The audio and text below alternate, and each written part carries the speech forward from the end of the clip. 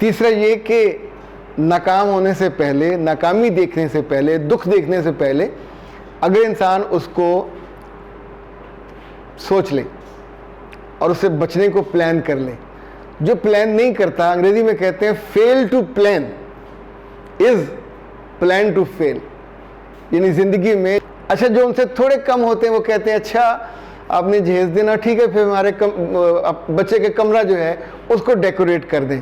उसका मतलब होता है उसमें एसी लगा दें, फ्रिज लगा दें, फर्नीचर लगा दें, कारपेट बिछा दें, अलमारियां बनवा दें। ये सब चीज़ें वो डिटेल में बताते हैं और फिर पेरेंट्स उसको करवा देते हैं। अगर कभी सास या ससुर या मियाँ जबरन आपसे सोना ले ले और बेच दे तो क्या कभी वापस मिला है? मुझे तो आज से ऐसी कोई मिसाल नहीं मिली। और कहा कि हमारे घर में जो हिस्सा बट रहा है जायदाद का वालिद फौत होने के बाद, तो उनके सास ससुर ने अत चुकी हुई है, अपना हिस्सा लेके आओ। बिस्मिल्लाहिर्रहमानिर्रहीम। खातिन हज़रात, मैं हूँ अख्तर अब्बास और आप सबको बड़ा मोहब्बत वाला सलाम। कैसे हैं आप सब लोग?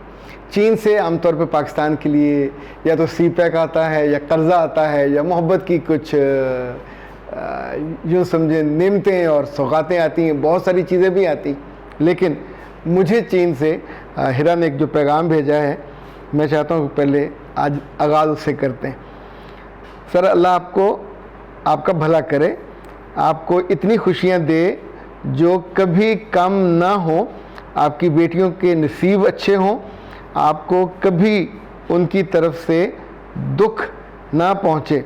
आपकी आज की वीडियो सब कर लिया पर बात नहीं बनी, बहुत शानदार थी।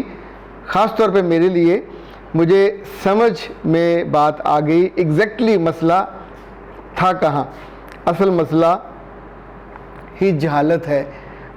हम सबको इसका सामना करना पड़ता है और ना चाहते हुए भी कुछ चीज़ें उसकी भुगतनी पड़ती हैं।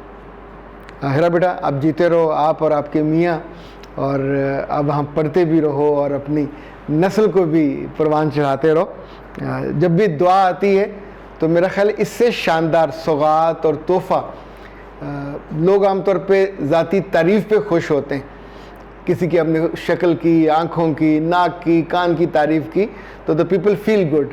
पर मैं जब ऐसी दुआ सुनता हूँ तो मैं कहता हूँ यू मेड माई डे।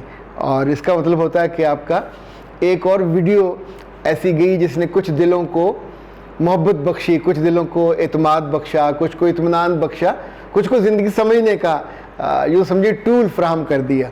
लेकिन अब एक बड़ा मज़े का मैसेज है जिस पे आज हम बात करेंगे। रहमतुल्लाहि व बरकातुहू।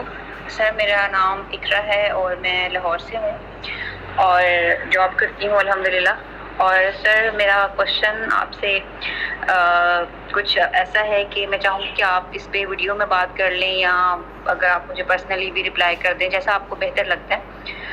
मैंने एक ट्रेंड नोटिस किया है जो मैं महसूस कर रही हूँ कि अब ज़्यादा हो रहा है हमारे कल्चर में कि इन लॉज वाले जो है ना वो ये कह देते हैं कि आप जो है ना जहेज़ ना दें, सामान ना दें, बेशक तो आप अपनी बेटी को जो है ना वो कैश दे दें या उसके अकाउंट में ट्रांसफ़र कर दें, जो भी आपने पैसों की फॉर्म में आप दे दें, बजाय इसके कि आप उसे फर्नीचर दें या कुछ इस तरह से दें। तो सामान बहुत है हमारे घर और ये वो, तो इस तरह की जो सोच है वो क्या शो करती है आपके नज़दीक? ये सही अमल है या क्या होना चाहिए? मेरी खुद की जो हैं इन लॉज, उन्होंने कुछ इस तरह की ही मतलब मुझे कहा है कि आप गोल्ड क्या बहुत महंगा है तो हम आपको कैश दे देंगे और गोल्ड की जगह पे, और आप भी सामान कम लगेगा और आपका जो कैश है वो दोनों तरफ से कैश मिलाकर आप दोनों मतलब हस्बैंड वाइफ जो है कहीं कोई जगह खरीद लें, प्रॉपर्टी बना लें। तो मतलब मेरी मदर इन लॉ ने मुझे स्ट्रेट फॉरवर्डली ये वर्ड्स बोले हैं। इकरा पुत्री, पहली बात तो ये कि आप बड़े बहादुर हो, दूसरा ये कि आप समझदार हो, तीसरा ये कि नाकाम होने से पहले, नाकामी देखने से पहले, दुख देखने से पहले अगर इंसान उसको सोच ले और उससे बचने को प्लान कर ले। जो प्लान नहीं करता, अंग्रेजी में कहते हैं fail to plan is plan to fail.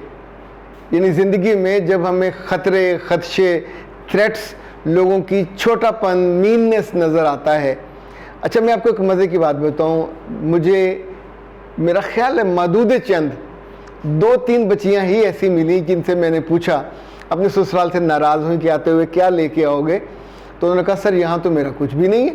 तो मैंने पूछा क्या मतलब? उन्होंने कहा जब मैं ब्याह के गई थी तो मेरे ससुराल वालों ने कहा था कि अल्लाह का दिया हुआ सब कुछ है, कुछ लेके नहीं आना। तो वाक़तन वो कुछ लेके नहीं गई। जो जेन्युइन लोग होते हैं, इंसान के बच्चे, वो ये करते हैं। अच्छा, जो उनसे थोड़े कम होते हैं वो कहते हैं अच्छा आपने जहेज देना, ठीक है, फिर हमारे बच्चे के कमरा जो है उसको डेकोरेट कर दें। उसका मतलब होता है उसमें एसी लगा दें, फ्रिज लगा दें, फर्नीचर लगा दें, कारपेट बिछा दें, अलमारियां बनवा दें। ये सब चीज़ें वो डिटेल में बताते हैं और फिर पेरेंट्स उसको करवा देते हैं। फिर भी पेरेंट्स सोचते हैं सस्ते छूट गए, वो बड़े जो देव हैकल सोफे थे वो नहीं देने पड़े और फर्नीचर नहीं देना पड़ा। लेकिन ये जो तीसरी किस्म है ये बहुत ही चित्र चालाक है। आपको याद है मेरा नुक्ता निगाह बेटियों के लिए हमेशा से ये है, उनको प्लाट देना चाहिए, जो चीज़ आप दे सकते हो, पर मत बताइए। और अभी कुछ बच्चियों ने मुझसे रब्ता किया, चूँकि इससे मिलता जुलता है, और कहा कि हमारे घर में जो हिस्सा बट रहा है जायदाद का वालिद फौत होने के बाद, तो उनके सास ससुर ने अत चुकी हुई है, अपना हिस्सा लेके आओ। अब वो जो पैसे इस घर में आएंगे उसमें से टेडी पैसा लड़की के काम नहीं आएगा। You can not stop them. आपका मियाँ आपसे मांग ले, आपकी सास मांग ले, ससुर मांग ले, शाम तक आपकी जान निकाल देंगे अगर आप नहीं दोगे तो। बेइज्जती अलग करवाएंगे और आप वो कभी उनसे वापस नहीं। अगर कभी सास या ससुर या मियाँ जबरन आपसे सोना ले ले और बेच दे तो क्या कभी वापस मिला है? मुझे तो आज से ऐसी कोई मिसाल नहीं मिली।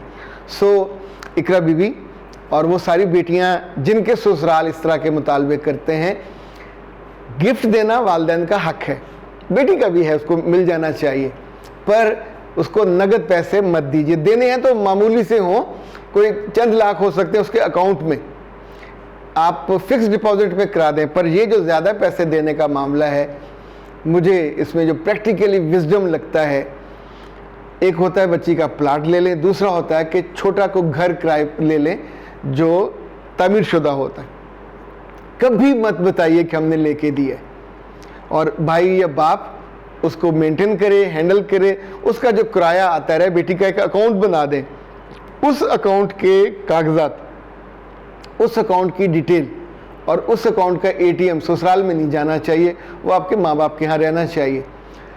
कुछ बरसों के बाद जब मियाँ बीवी बहन भाई लगने लग जाते हैं, शक्ल सूरत एक जैसी हो जाती है, बच्चे हो जाते हैं, तो एक वक्त आता है जब बीवी मियाँ पे फिदा होती है। ये वो वक्त होता है जब आपको चीज़ें अगर शेयर करनी है तो कर लीजिए। प्लाट पे मियाँ कंस्ट्रक्ट करना चाहे तो कर लीजिए। अगर वहाँ पैसे दोगे और मियाँ लाइक आपने दिए 50 लाख, मियाँ ने डाले 10 लाख और एक प्लाट लिया या उस पर घर बनाया, तो आप सोचिए कि वो उसके नाम होगा, उसके घर वाले भी उसी के नाम करवाएंगे, आपके नाम नहीं करवाएंगे। तो आप सारी उम्र कुड़ते रहोगे, सुड़ते रहोगे। तो इसलिए इस नादानी में नहीं पड़ना चाहिए। जिस जिस ससुराल के बारे में शक से मामला आगे चला जाए कि उनका वो लालची हैं, वहाँ से आपको 100 दफ़ा सोचना चाहिए। मजबूरी नहीं है कि वहीं रिश्ता किया जाए। अख्तर अब्बास को दीजिए इजाज़त। अस्सलाम वालेकुम।